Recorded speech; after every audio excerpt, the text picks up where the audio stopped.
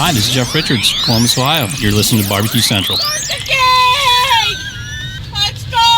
We'll do it live. Okay. Well, do it live! I'll write it and we'll do it live! So to get that perfect barbecue, you use wood. Are you sure it's safe? Whatever. We put the lighter fluid on, strike the match, and... Oh! Should we call the fire department? That might be a good idea.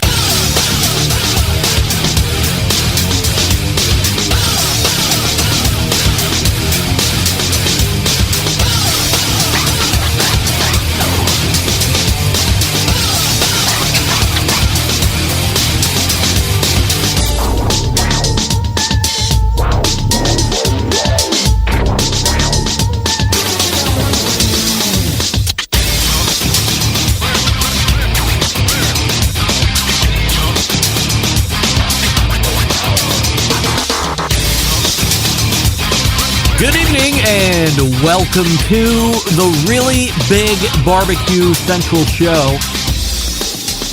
This is the show that originates. No, this is the show that talks about all things that are important in the world of barbecue and grilling.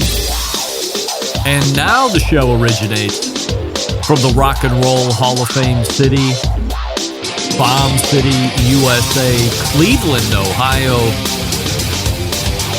The barbecue capital of the North Coast. I'm your program host, Greg Rempe. Happy to have you aboard here on your Tuesday evenings, a live fire, fun, and frivolity show. If you would like to get in contact with the show this evening, or you would like to follow the show during off-show hours, which I highly suggest, here's how you do all that. You can get in touch with the show by sending an email to Greg at thebbqcentralshow.com. Follow us on all the social media channels at BBQ Central Show. And be sure to subscribe to the show podcast feed on your favorite podcast platform. Anything else you want to find out about the show can be found at the main website, thebbqcentralshow.com. And here's what's happening in case you get the newsletter coming up in about 12 minutes from now, a second Tuesday of a month. And in that first interview segment, 14 past, can only mean another visit from our pal, the singularly named Meathead from AmazingRibs.com. And tonight, Meathead wanted to talk about pastrami, why he loves pastrami, why when it comes to meat, and I don't know if you can put this in the same type of contention as pineapple, because as we all know, that's the best thing ever to come off a grill, but perhaps running a very close second is pastrami when it comes to Meathead. So we'll talk about what makes pastrami, what you can make pastrami out of, or is it just one thing, and some other processes. Might ask him why he has decided to never bottle his pastrami rub, which appears to be very popular over social media and through internet searches. So that's Meathead, and then following Meathead, 35 past the first hour, we will enjoy another visit from our regular guest in that time slot, Robert Moss. We'll break format a little bit when it comes to Robert. We've been learning a lot about barbecue in the South and the history and how it's grown through the country since January, really, with Robert. But tonight we're going to break it a little bit. We're going to be talking about a list and what do we love more than anything else in the world when it comes to things on the internet. Best of lists. And tonight, Robert and I will be going over Southern Living's magazine, Best New Barbecue Joints, which you can find over at southernliving.com/new barbecue restaurants 2024. And it looks like it's a top 22. Or maybe he's only talking about 22 specifically in the article. We'll find out a little bit more about that in about a half an hour.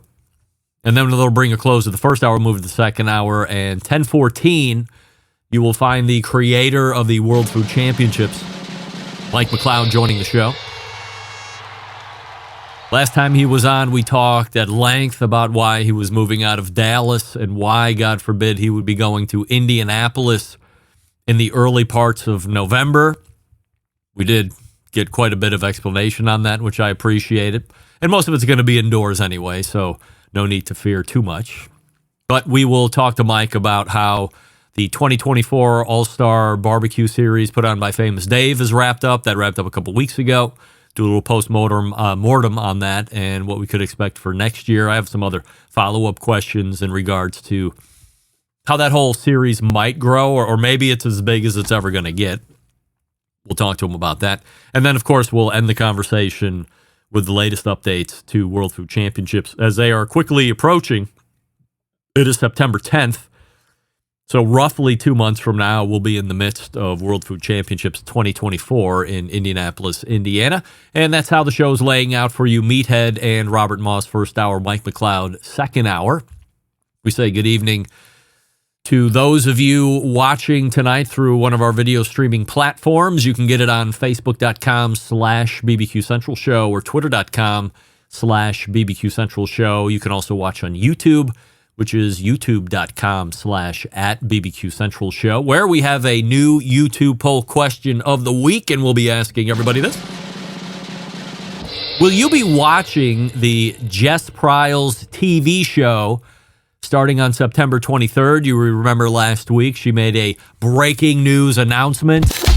A Barbecue Central Show exclusive news update. Indeed, she did just that, where she announced that on September 23rd, her show would debut. She also mentioned she is in the midst of shooting season number 2 before season number 1 has even made it to your viewing eyeballs.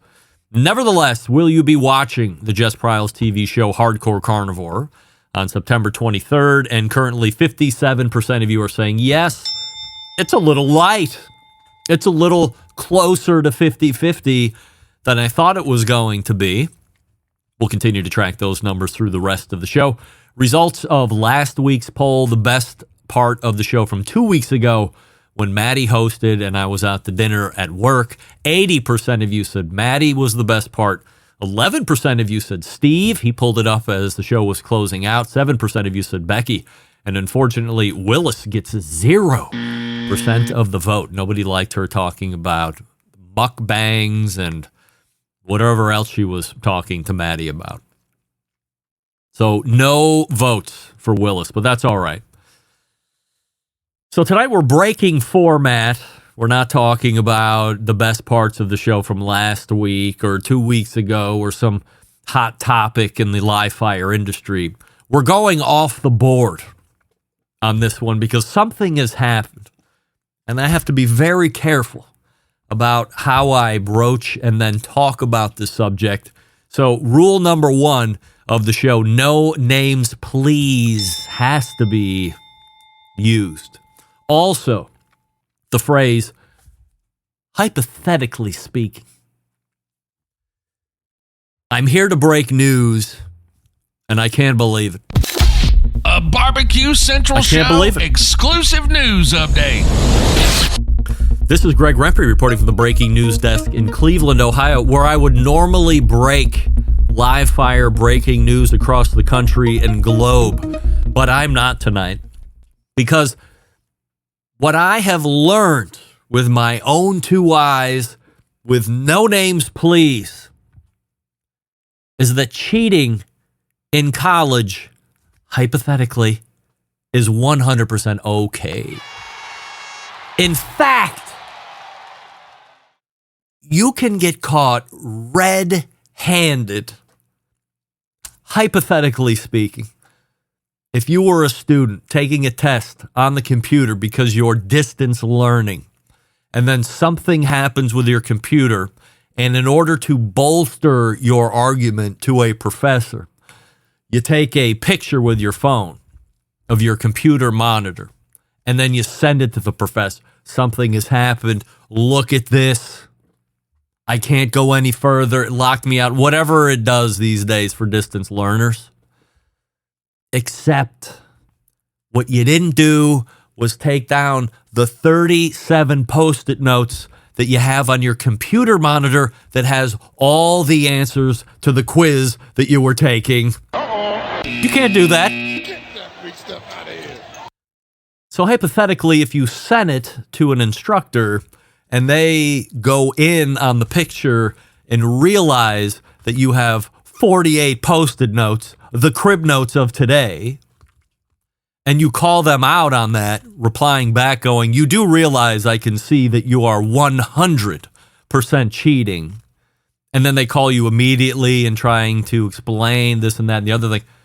Long story short, as we wrap up, it appears at some higher education institutions that these people will come together, those people in the program, and decide, well, maybe we can let them go on this. As I was just talking about with my father yesterday, you have to be a society with rules. Because what? Without rules, there's chaos. This is inmates running the asylum. By the way, this isn't a first-year student, 19 years old, out of high school. This is a, hypothetically, 50-year-old man. What are you doing? 50-year-old man caught cheating red-handed, and he's going to get away with it. There's way more involved in this. Once I get the okay, no names please, I can have them on the show and we can delve into it further, away from the live fire fodder. I was shocked. Folks, before we get to Meathead, who's sitting in the green room, I want to talk to you about Schwank Grills. Here it is, doing the Schwank Grills thing. But where I normally tell you about the high heat and all this other stuff, forget about that. What I want to tell you about now, since we are now in the teeth of college and pro football season, is that this thing is extremely portable.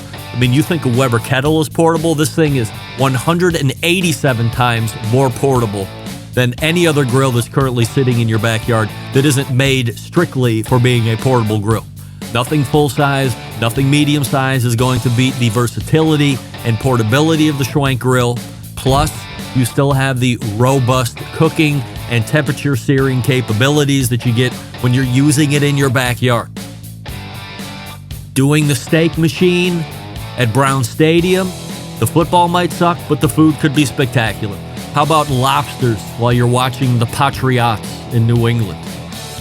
How about some kind of fruit grilling down in Miami where the Dolphins play? The list goes on. You want to save money, I hear it. You can do that. Go to schwankgrills.com and then use promo code BBQ Central, all one word, BBQ Central, and you can save $150 off any Schwank grill. There's really only a propane and a natural gas option. I would say for ultimate portability, you opt for the propane, right? And then you can put it in the back of your pickup truck. You can let it cool down, and you can put it in your trunk. It fits everywhere. There is nothing more portable, and in the end, because a lot of places don't allow you to bring in live fire units anymore, like charcoal and wood, this one fits the bill.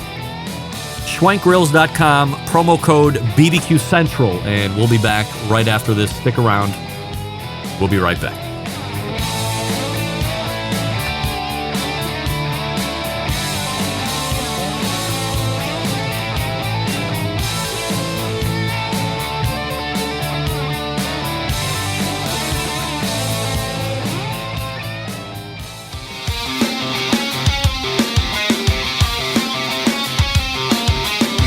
Broadcasting live from the Barbecue Central Show studios in Cleveland, Ohio. You're listening to the Barbecue Central Show. Once again, here's your host, Greg Rempe. All right, welcome back. This portion of the show being brought to you by cookinpellets.com, your number one source for quality wood pellets for all your pellet-driven cookers. You visit cookinpellets.com to see their products, and then when you're ready to purchase, you go to Amazon.com or Walmart.com or Lowe's.com to purchase. Same great products, even better shipping rates, as told to me by Chris Becker, the guy that runs Cookin' Pellets. You can find it all at cookinpellets.com, and we thank them for their support over the years. As always, my first guest tonight, second Tuesday of the month in the first interview slot, is the person that has founded the most heavily trafficked barbecue and grilling website on the face of the earth, a best-selling author, Barbecue Hall of Famer, and Barbecue Central Show's guest Hall of Famer. We welcome back none other than our pal Meathead. Meathead, we have a YouTube poll question of the week that we are asking everybody, including all guests here this evening. And since you're first guest tonight out of the chute, we'll ask you, are you going to be watching the Jess Pryles Hardcore Carnivore TV show, which airs September 23rd this month? I would love to. I'm a big fan of Jess. In fact, she had a technical problem not long ago, and I gave her my top tech guy to help her fix it. I've had her products. They're fine products, and she really knows her stuff. I admire the fact that she's been taking meat science classes. So yeah, I'd like to. But I don't know what network it's on. Outdoor Channel. Pardon? Outdoor Channel. Yeah, I'm not sure I get that, but if I don't, I'll try to find it on YouTube or something. I'm excited to see it because she said last week when she was my guest that they're really letting her have a lot of the creative control over content and everything from like entry music to ideas for the shows and the shoots. So it's not just cooking, it's not just hunting, it's an amalgamation, I think, of what her personality is and what her audience seems to find intriguing. And when you look across the span of television, typically you're, as she mentioned, you're either shooting a whole show on your own at your cost and then trying to sell it to somebody to put on the television, or they're hiring you in and they're saying you have to live in this box and you cannot deviate from this box at all. So just from that standpoint alone, I'm excited to see what she's bringing to the table. It'll be interesting to see how all that plays out. Indeed. Because the marketing people often get their fingers in the pie and screw things up. I know that. I've run into that with my books. So tonight, Meathead, we're talking about a topic that I know excites you heavily when we talk about the barbecued meats and the grilling meats and all this other stuff. It's called pastrami, and it's different than brisket, and it's different than corned beef. And I think there's a lot of potential confusion from the high level that pastrami is a version of X or Y. So maybe it would be best, as I tried to do last time, 30,000 or 40,000 foot view, or whatever 1,000-foot view we should start at, and then we can begin to drill down and maybe end at a Katz's Deli where we're sharing a great pastrami sandwich and an egg crepe. I'd love to do that.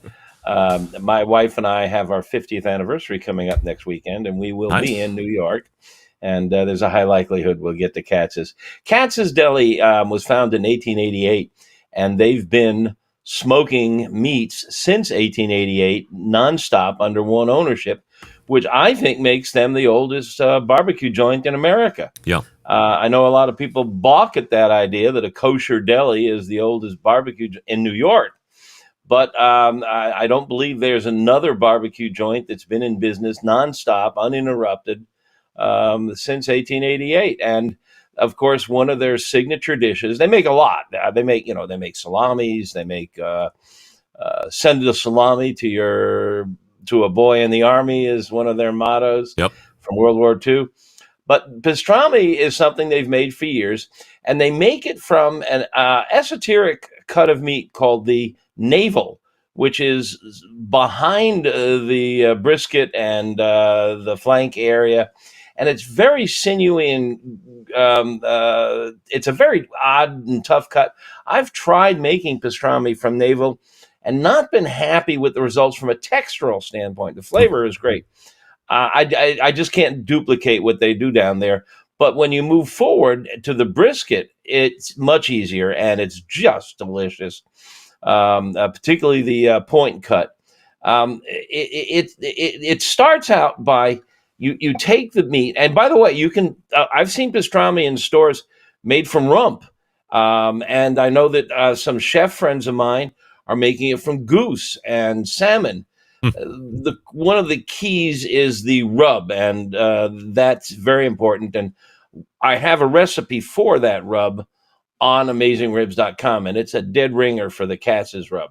But the way it starts is you have to cure the meat. Now, curing is using a compound called sodium nitrite, and it's salt with a little nitrite added to it. And that's what turns hot dogs pink and corned beef pink. And it's a preserving process. So you essentially cure the meat. And when you do, you end up with corned beef, which is just cured beef. Like it can be brisket, it can be rump. And it's really good from brisket. Can I interrupt for a second? Just from a term clarification standpoint, is corning and curing interchangeable terms? No, a good question. All right. Curing is the use of sodium nitrite, this preservative, and you've got to be very careful when you use it.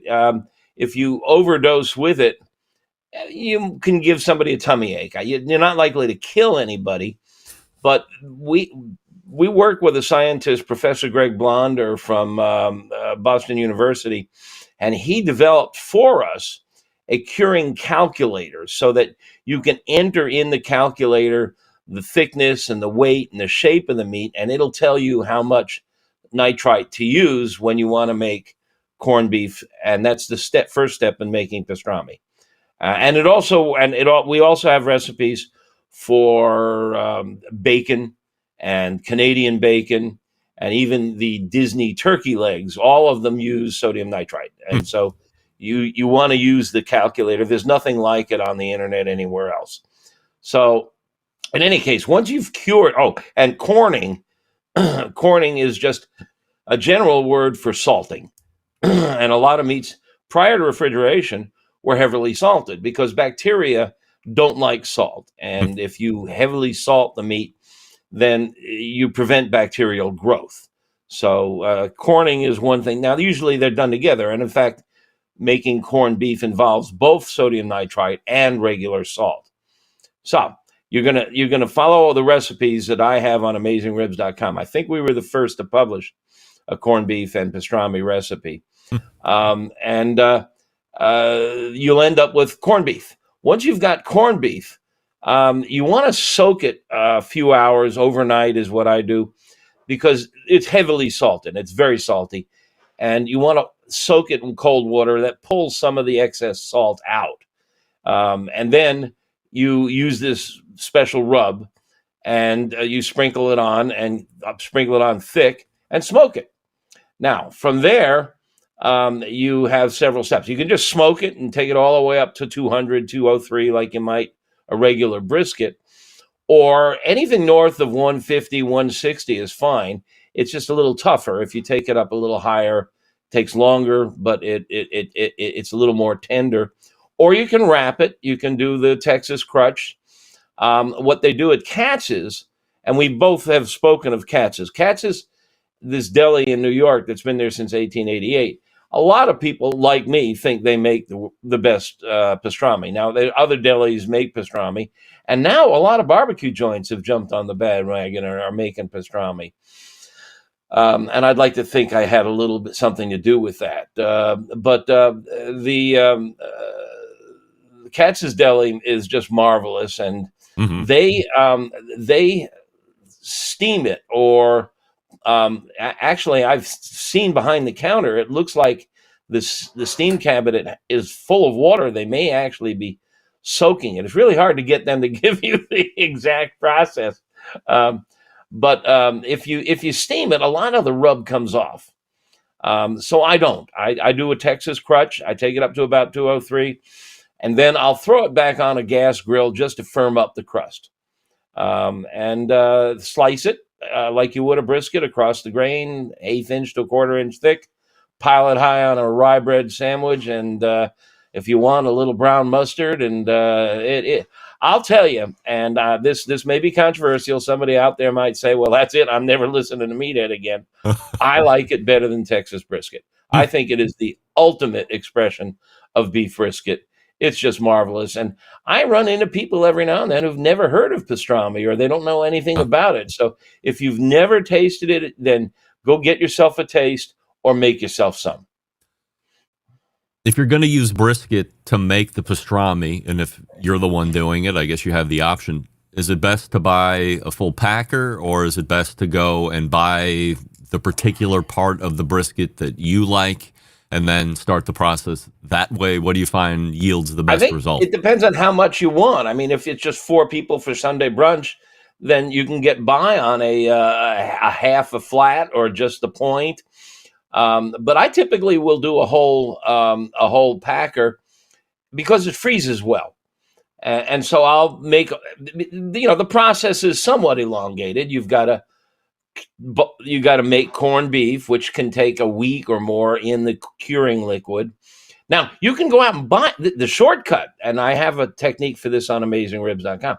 You can go out and buy a corned beef and get a good one. Some of the cheap ones are very gelatinous. I don't know what they do with it to make it crappy like that. But get a good one, maybe something that a butcher has made, and get a good corned beef. And, in your neighborhood, Jeremy Ormansky, God, I'm drawing a blank here. What's the name of his place again? Larder Delicatessen. That's it. Larder Delicatessen. Fantastic stuff. He's using koji in the process, which is remarkable. But just get yourself a good corned beef, soak it overnight to pull out some of the excess salt, trim off a lot of the fat, and use my rub recipe and smoke her up. And it's just absolutely, utterly fantastic. And I do, as I said, a whole packer because what I don't eat, I'll just freeze. And then when, somebody pops in and I can thaw it out real quick in the microwave or using sous vide, which is a great way to retherm foods. Yeah. And we've got a great corned beef pastrami sandwich. And by the way, your Reuben sandwich, which I think a lot of people really like, is typically made with corned beef. Yeah. Make it with pastrami, and you'll take it up a notch. I've seen a couple places around here locally. So there's a deli on the near west side from downtown, like on West or East 26th Street, called Slyman's. Everybody wants to go there. There's typically a line around the block during lunchtime, and they're known for their huge corned beef sandwiches. But I believe they also have pastrami as well. But the corned beef reign supreme over there. I think more because of the tourism-y portion of it. But there's other really good delicatessens around here as well that offer both.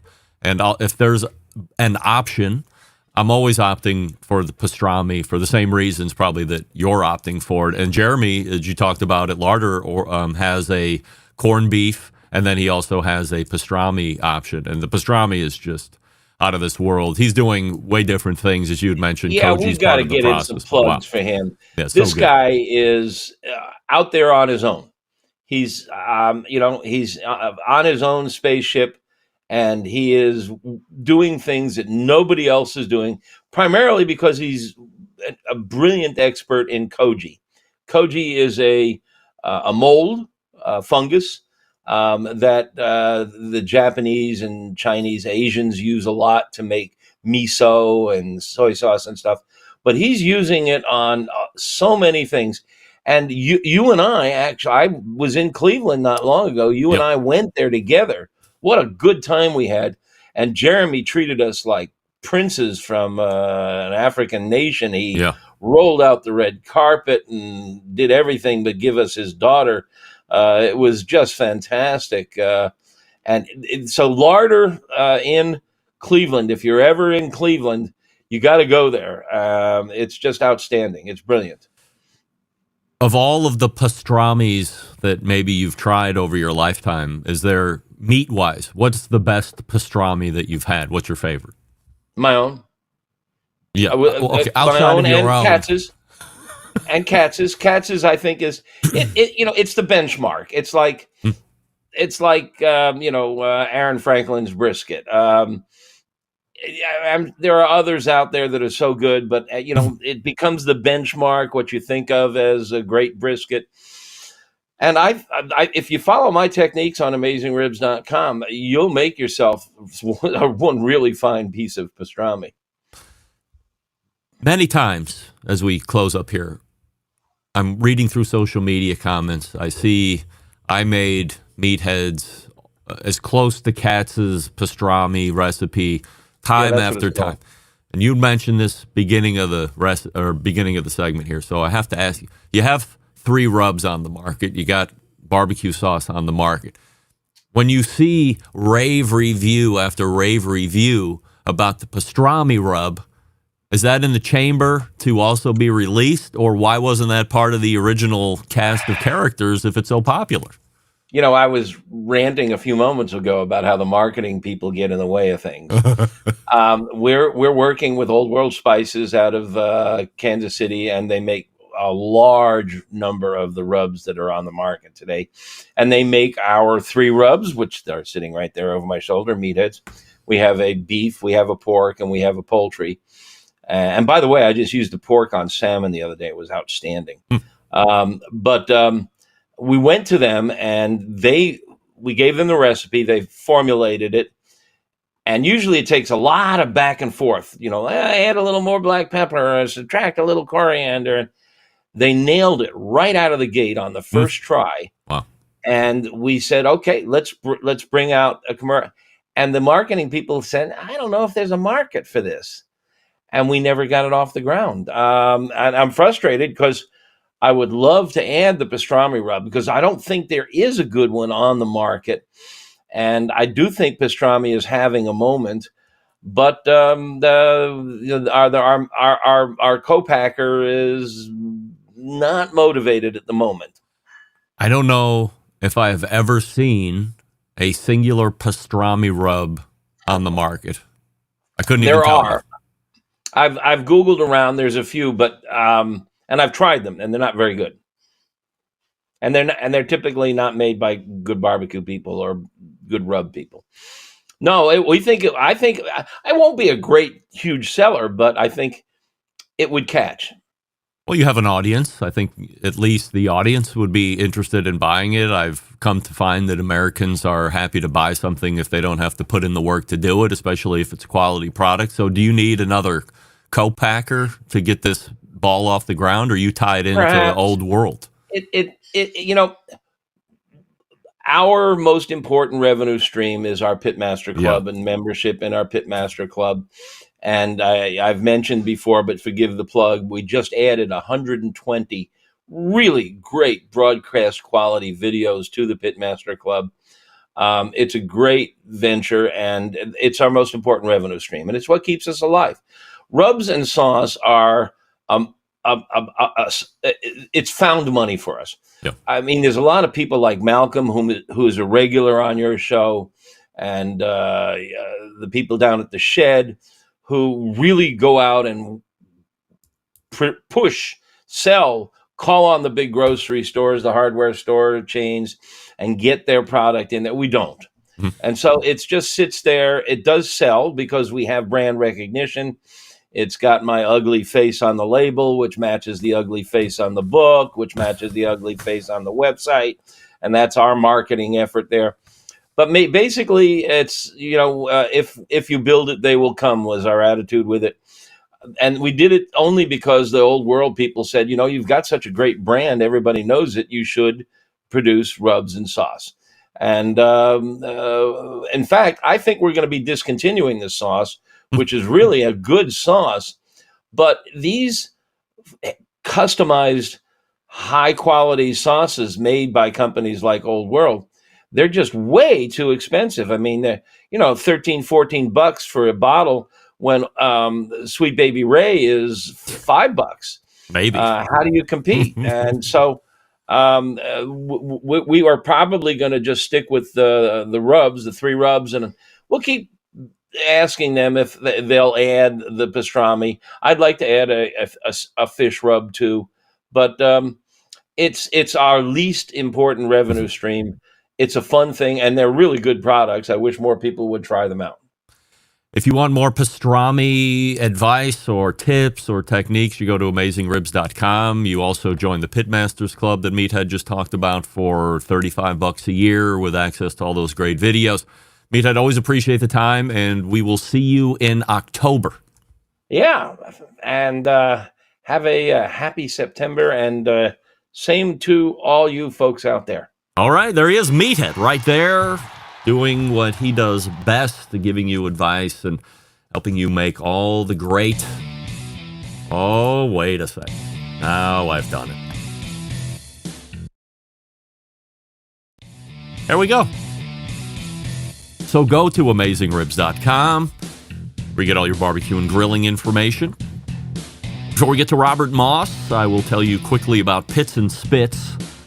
Are you tired of settling for mediocre grilling experiences? Of course you are. It's time to step your game up and bring the ultimate flavor and cooker to the backyard barbecues. Pits and Spits charcoal grills offering the highest quality, a live fire cooking experience that you can get on the market today using either wood or charcoal. Their solid fuel grills produce those classic flavors you're looking for when you have the time to fire up the grill and cook for family and friends. With a large adjustable fuel tray, you can raise and lower the fire to control and fine-tune the heat.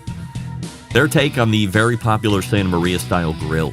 Check them out online, pitsandspits.com/BBQ Central. That's pitsandspits.com/BBQ Central, and use promo code Charcoal Central for $150 off any charcoal grill. Again, pitsandspits.com/BBQ Central. And Pits and Spits is all spelled out, and that's a double T on the pits and the spits. And then promo code Charcoal Central for $150 off. We are back with Robert Moss right after this. Stick around. We'll be right back. You're listening to the Barbecue Central Show.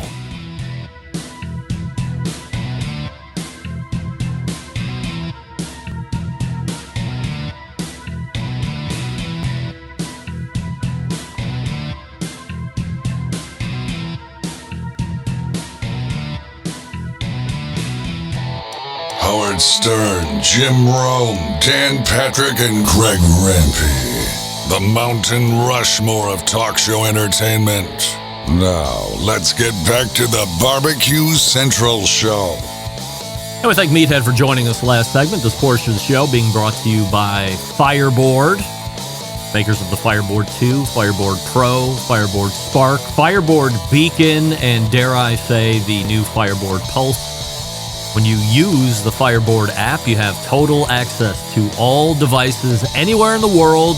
Go to fireboard.com for more info or call 816-945-2232 to ask your questions or get further information. Joining me now is the second Tuesday of the month regular guest, 35 past the first hour, the contributing barbecue editor to Southern Living Magazine, and 2023 Barbecue Central Show's guest Hall of Famer. Welcoming back Robert Moss to the show. All right, Robert, we have a YouTube poll question of the week that we're asking everybody, which is, are you going to watch Jess Pryle's TV show Hardcore Carnivore starting on September 23rd? Yes, I absolutely am. All right, 73% of the voting public are agreeing with you and me that we will watch. Have you ever been on TV? Oh, yeah, I've been on TV a number of times. I never had a series or anything like that, but one of my proudest moments, I was on CBS Sunday Morning with, I got interviewed by Mo Rocca about my barbecue book many years ago. Oh, really? And the thing about that is, yes, it was a lot of fun. I can tell you lots of stories about him. I took one of their producers to ride to Scott's Barbecue in Hemingway. There's a huge, we could spend the whole episode just on that whole thing, but that was a lot of fun. It was, it ended up being about a 5-minute segment, though it took two days to film. So, wow. TV does crunch it down. So that was my biggest appearance. It was a lot of fun because I didn't really tell anybody about it. It aired before I knew it. And so like people I knew from around the country said, hey, I was watching CBS Sunday Morning and there you were on my TV on Sunday, which is, I guess, quite a shock on the early Sunday morning, but it was a lot of fun. Where do you fall on pastrami over corned beef? Meathead and I were doing a big segment on pastrami. That's his favorite, but some people prefer corned beef and some people prefer pastrami. And we're talking, let's say brisket being the meat for both. Yeah, well, pastrami is at the top of the heap. So And yeah, I'll put pastrami over corned beef any day. I mean, nothing wrong with corned beef, but pastrami is just so much better. And I would much rather have a big thick slice of sort of craft pastrami than Texas style smoked brisket any day. Wow. So you and Meathead are right together on that thought too. Yeah. He said I would take it over brisket anytime. On that point. Yeah, pastrami is so good. Anybody who does a good brisket, like John Lewis here in Charleston, does fantastic brisket. But every now and again, he'll turn out a pastrami, and it's so good. It's like it just knock yourself off. One thing that we all love over the last 10 years plus is this thing called lists. Love to see them, love to react to them. And luckily for me, I have some of the best list makers who, by the way, the one thing I hate about most lists on the internet is that it's a ruse. They are list charlatans where they will list something out, but then all of a sudden it's really a popularity contest or it's audience you pick, and nobody's sticking their neck out. At least with you, at least with Daniel, at least with some of the other folks that come on here. You're sticking your neck out. You're saying this is what we think are the best, or these are the restaurants or craft makers that should be on this respective list, and then come at me with both barrels if you want. So that's the real way to make a list, because we're courageous on this show. And you have a new list out in Southern Living magazine. So tell us a little bit about that. Yeah, so this is the best new barbecue joints in the South, the 2024 edition. We decided not to do the top 50 list this year, and we've gone back and forth on the cadence on that. But I do agree with Daniel. Every year is too much for a top 50 list. It doesn't change enough just from one year to the next, and you need time to go around and visit things. We did a best new barbecue joint list for Southern Living. I did one back in 2021, in September 2021. So it's been exactly 3 years since that list came out. And so we figured it was time to do it again. The barbecue world changes slowly. I mean, there are lots of barbecue restaurants opening up, but there's not so many opening every year that you could really do a best new every year type of list. So this is the best new barbecue joints in the past 3 years. As according to me, as you say, I put my stamp on it, and I'll argue and fight over them. So, we talked about a little bit what is new. Another thing is what is a joint? What counts, what gets on the list, and that's sort of this murky middle. There are lots of people doing pop-up operations and then barbecue trucks and trailers, or they pop up regularly at a bar. Then they put big tables down. At some point, they sort of become a permanent operation. And it's not maybe a restaurant completely with bathrooms and a bar and everything, and all that kind of stuff, but it is at least a permanent location. So I do define a joint as being somewhere, you can find it in the same place with regular business hours, and it's largely a fixed place, ideally with walls and a roof, but not 100% required. And that's sort of, I talk about that a little bit when I did the list. And then the final thing is, what is a new restaurant? Yeah. It can't just be the second location of an existing barbecue restaurant that just, same name, largely the same menu. It has to be a new venture. It can be from an owner of another barbecue restaurant. There's several on here that are sort of the second attempts from people who have other restaurants already, but they're different names, different concepts, different menu. So that to me qualifies. So that was sort of our criteria we staked out for this year's list, which came out just I think a week or two ago. How many restaurants joints make the list? Is it a top 25 or like how many are on there? Well, this is where it gets confusing. Like everything is confusing. The through line for this list is that every rule I laid out got broken. So how many are on the list? Well, it depends. If you pick up the print magazine, I think it's 15 or 16. And then online, they ran with 22. Wow. What a bizarre number. Print has limited 22. space. Yeah. Well, that was I sort of stretched it a little bit to try to get up into the 20s. I wanted to get to 25, but just didn't have enough. I felt confident getting on there. And really, I've spent my attention on the top 15 or 16. And if you even look, I think online, they all get a good paragraph. The rest of them were sort of meant to be just sort of a honorable mention type box, but that doesn't come across on the digital way side is the way it does in print. So let's just call it the top 16 and leave it at that with some honorable mentions thrown in there. When you look at the top 16, what's the commonality that's running through all of them? I mean, aside from they're obviously making some kind of good food, but are there any other things that all of them have in common? I don't know if I say all of them have in common. I would say, and this is part maybe just my bias, the great majority are all cooking on wood. They almost all have some traditional component to them. They are looking back to to more traditional wood cook methods. There are a few exceptions to that. I think the one that I actually ended up eating at because I heard about it. You asked me about it at one point. Smoking butt heads in Spartanburg, South Carolina. That's probably the least traditional in that it comes out of more of the competition barbecue circuit, but it's a very interesting place nonetheless. But most of the rest are doing something that sort of looks back to the past, some explicitly to the past, like Redemption Barbecue up in Richmond, Virginia, which is really trying to recapture traditional Virginia barbecue. But then almost everyone puts a wrinkle on it. Somewhere, a personal wrinkle one way or another. Sometimes that is something like a brisket and rice or a king barbecue that is sort of doing a fusion of traditional American craft barbecue with more Asian type flavors from their owners' backgrounds. Others are, like there's a lot that sort of blend Texas traditions with wherever they're from. Tropical Smokehouse is, I think, an interesting one down in Palm Beach, Florida, or West Palm Beach, Florida, that really takes Texas style offset smokers, cooking brisket, cooking ribs, but then mixing it up with a lot of Florida flavors, and intentionally trying to create a Florida style of barbecue. And that means using a lot of Caribbean flavors like mojo sauce on the pork, and then putting a lot of fish on the smokers. Is great smoked mahi they have down there, which is probably my favorite thing on the menu. So take what's fresh there from the Florida coast and put it on a smoker, and it's a really good combination. Bringle's Smoking Oasis is number 11. Is that separate from his Peg Leg Porker restaurant? And Yes. if so, then why does one make it and the other one doesn't? Well, Peg Leg Porker is not new, so right, okay, that's it. Yeah, it's been around for more than 3 years. But Bringle's does make it because it's not Peg Leg Porker West or whatever you want to call it. It's not just a second outpost of it.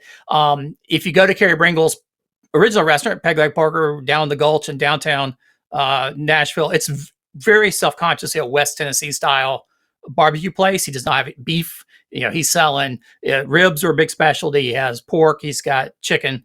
Very much in the the West Tennessee style that he sort of grew up with, eating in Memphis and places like that.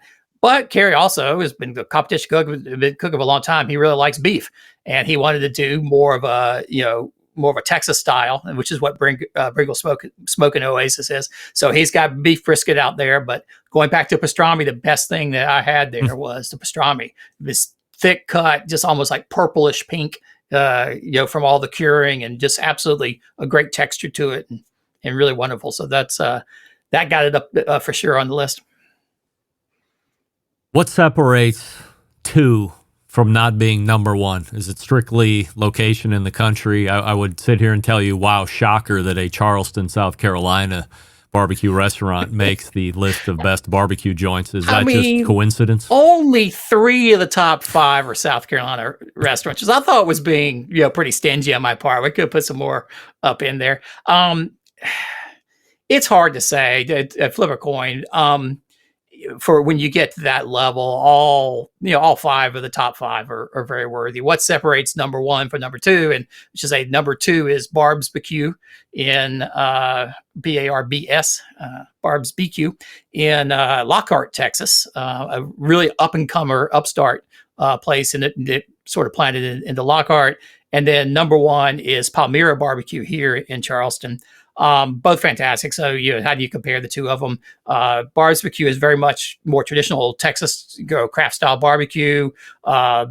Chuck Charnocart, the owner of it, cooked at Goldie's and sort of got her start with the guys at Goldie's before branching out on her own. So very much in that traditional Texas style, but she does bring in a lot of flavors from her own background, including this green spaghetti, which is this wonderful side dish.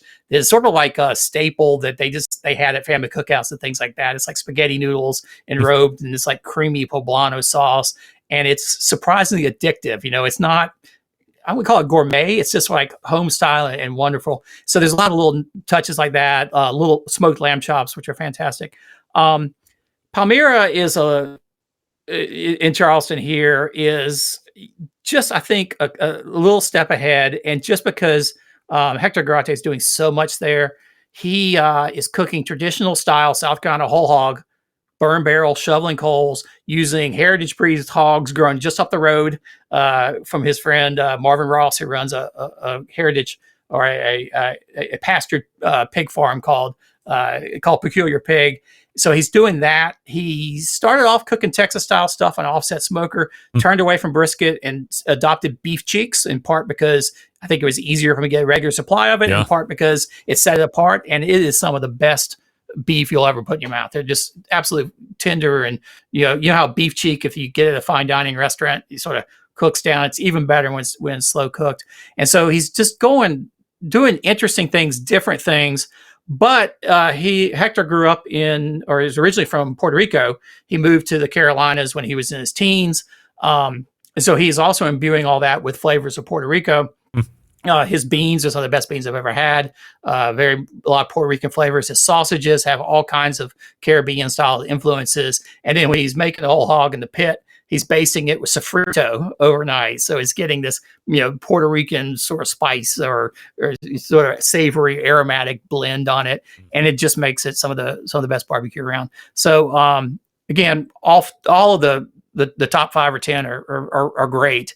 But for me, Palmyra is just I've never known anybody who I've taken there or I've just referred to go there who didn't come back and say, wow, that's some of the best barbecue I've ever had in my life. And it's Palmyra? So I put it not just in the number one new ones, but it's way up in the top of of just all barbecue restaurants in the South, as far as I'm concerned. You call it Palmyra?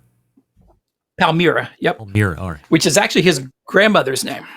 Oh, okay. I was thinking Palmyra, but that's obviously not right. That's Palmyra. That was his grandmother's name. And so he named it after her. And there's actually a great black and white photograph of her from probably 60, 70 years ago as a young woman holding a shotgun, which is a really fantastic image if you ever see it. So head on over to southernliving.com if you want to check out the digital list. Notwithstanding that, today is the official publication date of a new book penned by our pal Robert Moss. Tell us a little bit about that as we close up shop. Yeah, I've been keeping busy. So this one is not a barbecue book. You may know I sort of dabble between barbecue with spirits and various other food writing history. The New LSU Press has a series called the Iconic New Orleans Cocktails. And so in these little slim books like this is the French 75. That I did not write this one. This is the Café Brûlot, another one I did not write. But there's one on the Sazerac and one on the Ramos Gin Fizz. So there's one on each sort of classic cocktail from New Orleans. And I drew the Roffignac, which is this fine book. I think they did a really nice job with the cover. Again, a slim volume. It's about, you can read it in a good sitting or two. But it really dives into the history of a cocktail that nobody has ever heard of. I've never heard of it. And no one has. Here's how well this book's going to sell. If you go to Amazon and you type Roffignac into the little search bar, it will autocorrect to roofing. And you'll get a bunch of books on roofing because not even Amazon has heard of the Roffignac. Hopefully that will change. If you put it in quotes, Roffignac in quotes, good luck if you can spell it. You will find the book, or you can just go to robertfmoss.com and I got links to it there. Really interesting story. Turn to the 20th century, it was listed alongside the Ramos Gin Fizz and the Sazerac and as like New Orleans' beloved, best known cocktails, and then proceeded to just disappear almost into the dustbin of history. Recently, like just in the past 10 years, New Orleans bartenders sort of found references to it and have tried to recreate it, but no one could ever really figure out where did it come from? What's its history? Why is it called the Roffignac? And really even what was the original ingredients? What was the original recipe, Sure. which is a mystery. So, if you like, if you're just a barbecue guy, don't care about cocktails, it may not appeal. But if you like the sort of deep, nerdy history that I get into with barbecue, and you also like cocktails, you may like this because it's a heck of a story. I tracked down the real secret of the Roffignac, where it came from, why it was born. It was not originally a cocktail. It has a really interesting backstory. I'll just tease it there and leave it there. But it's a lot of fun digging into it, Jeez. and it's definitely a mystery story. Is for there sure. a recipe in there? Oh, there's about 8 recipes in there, so thank you can have your God. choice. Like, do I got to Yeah. read and then I don't get to drink it? I mean, there's got to be some kind Oh of no! payoff. Yeah, by the end, there's like several different recipes. There's great. a tequila version. There's Oh, wow. a whiskey version. Yeah, Yeah. so we go into depth and try to even figuring out what was the original spirit in the Roffignac is a mystery in of itself. Though I think I got as far to the bottom as I think anybody's going to be able to get, at least as far as I can get. I remember so that's out now. That was a lot of fun to do. I remember watching a YouTube video a number of years ago. The bartender's name out of New Orleans is Chris. Oh crap! I'm going to forget his last name, but he was very inspirational to me as far as a bartender who seemed to really have a lot of history while he was also making drinks. So, can you confirm or debunk that the Sazerac is the first cocktail known to America? The Sazerac is a very long, complicated story. It was not the first cocktail known to America, emphatically not. First cocktail goes back to at least 1803. It was mentioned in a newspaper up in New York back then, long before anybody ever heard of a Sazerac cocktail in New Orleans. It's a good story, but like so much 19th century cocktail history, there's so much legend and it's fuzzy and it's hard to get to the bottom of. But no, as much as I love the Sazerac, I think it's one of America's great cocktails. Yeah. It was not the original cocktail. All right. Well, we could talk about alcohol all night, of course. So we'll maybe pick that up a little bit further into next month, and maybe I'll figure out how to make a Roffignac and give that a sip and spit as well. We're talking with Robert Moss. You can find him at robertfmoss.com, also on social media, and on the second Tuesday of the month, 35 past the first hour, on the Barbecue Central Show. Robert, always appreciate the time, and we'll see you in October. Sure thing. See you in October. Wow. The Roffignac. Has anybody had a Roffignac? I've never heard of it. As he said, nobody's ever heard of it, so not surprising, but now I got to figure it out. Robert, do I have to buy the book, or are you going to send me one autographed? Send me 2 so we can give one away. Gang, what do we love about ceramic cookers? We love that they're fuel efficient. We love that you can achieve low and slow temperatures for traditional barbecue meats. But what's missing in the everyday ceramic cooker lineup? The real ability to do 2-zone cooking. It's very important to both professional and backyard cooks alike. The best way to manage a fire, getting a 2-zone fire, however, in a round ceramic cooker is not very realistic because it's round. Primo Grill has changed the game. They offer an oval design, 60 different ways to cook on it, plenty of accessories, and the bottom line is this: best ceramics in the biz and patented technology and true 2-zone cooking capabilities with multiple sizes. Yes, indeed, all of that. Visit primogrill.com for dealers near you because they're only sold through dealers. You can also follow them on social media like Facebook or the Instagrams. If you're not ready for a Primo before this read, you have to be ready for one. Now I'm done. We're back to wrap the first hour right after this. Stick around. Be right back. You're listening to the Barbecue Central Show. Continuing to produce incredibly mediocre content in an exceptionally professional way. You're listening and watching the Barbecue Central Show. Once again, here's your host, Greg Rempe. And we thank Robert Moss for joining us last segment. This portion of the show being brought to you by McAuliffe Cigars. Step into the world of McAuliffe cigars, where each blend is a chapter in grand tale of craftsmanship and passion. The portfolio is a symphony of flavors, each note carefully composed to create an unforgettable Nicaraguan smoking experience, one of my favorites.